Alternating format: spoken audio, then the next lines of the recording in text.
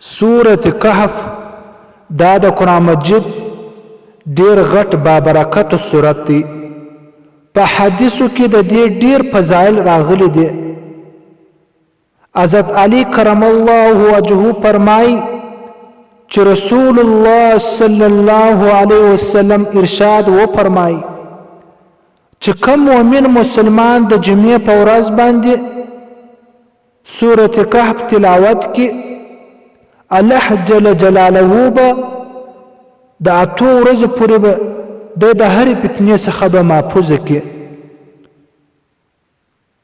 او په هفته کې کم دجال راوځي د دغه د دجال فتنې څخه به هم دغه انسان محفوظ شي.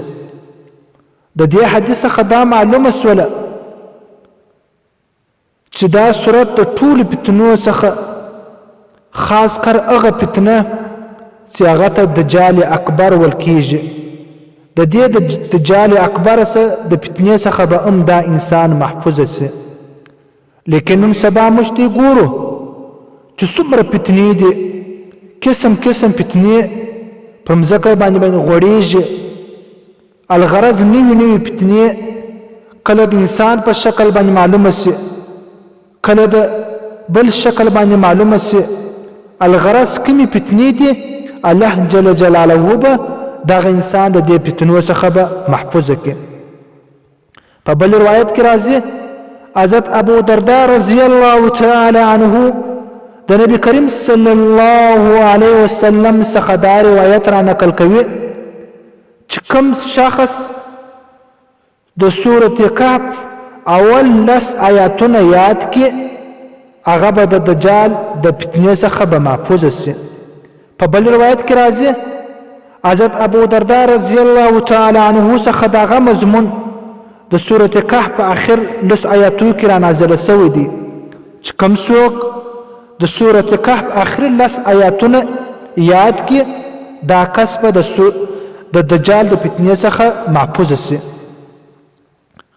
حضرت معاذ بن انس رضی الله تعالی عنه څخه روایت دی چې نبی کریم صلی الله علیه وسلم و فرمایل چې کوم شخص د سورة کهف اول ابتدایي او آخري آیاتونه ووایي د ده دپاره به د سره د پښو څخه بیا د سره پورې یو نور به پیدا سي. او کم سړی چې سورة کهف مکمله ووایي د دې انسان دپاره د مځکې څخه بیا در اسمانه پورې نور به الله جل جلاله د دې انسان دپاره پیدا کړي. په بل روایت کې ابو سعید خدری رضی الله تعالی عنه څخه مروي دی چې نبی کریم صلی الله علیه وسلم و فرمایل چې کوم سړی د جمعې په ورځ سورة کهف تلاوت کړي د روانه جمعې پر به الله جل جلاله دته یو نور پیدا کړي. په بعض روایت کې داغه مضمون را نقل شوی دی چې کوم سړی د جمعې په ورځ سورة کهف تلاوت کړي د ده د قدمه څخه بیا در اسمان د پورې یو غټ نور پیدا سي. هغه داسې نور وي چې د قیامت په ورځ به دته په کار راسي. په بل روایت کې راځي چې دغه کس د تېرې سوي جمعې څه ګناه ده کړې وي الله جل جلاله به د دې سورة کهف په بدله کې به ورمعاب کړي.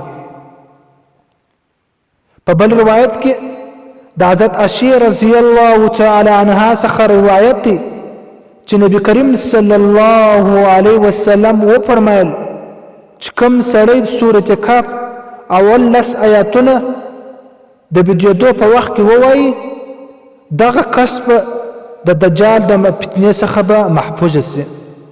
او کوم سړی چې د آخري 10 آیاتونه د سورة کهف د خوب په ټیم کې ووایي د سره څخه بیا در پښو پورې په ورځ د قیامت په ورځ باندې یو رقم نور به وي. حضرت عبدالله مغفل رضی الله تعالی عنه بیان دی چې نبی کریم صلی الله علیه وسلم و فرمایل چې په کم کور کې سورة کهف ویل کیږي په دغه کور کې به شیطان نه داخلیږي. کم انسان چې ماخستان دا تلاوت کې در ساره پوری به شیطان نه داخلیږي. محترمینو دا دومره عظیم الشان صورت دی ځکه د دې خصوصیت د هغه روایت څخه معلومه سوله چې حضرت انس رضی الله تعالی عنه څخه روایت دی چې دا صورت ټوله په یوه پلاره نازله سولو. د دې د نزول په وخت کې 80,000 فرشتې د دې صورت په نور کې را داخله سولې را نازله سولې دنیا له راغلې.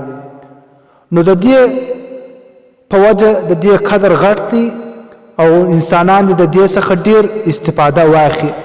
محترمینو څومره عظیم الشان صورت الله جل جلاله دی. د دې صورت د تلاوت پابندي الله جل جلاله دی هر مؤمن مسلمان ته ورنصیب کې چې په پابندي سره په جمعه کې یو پلا په پابندي سره ووایي. واخر دعوانا ان الحمد لله رب العالمین.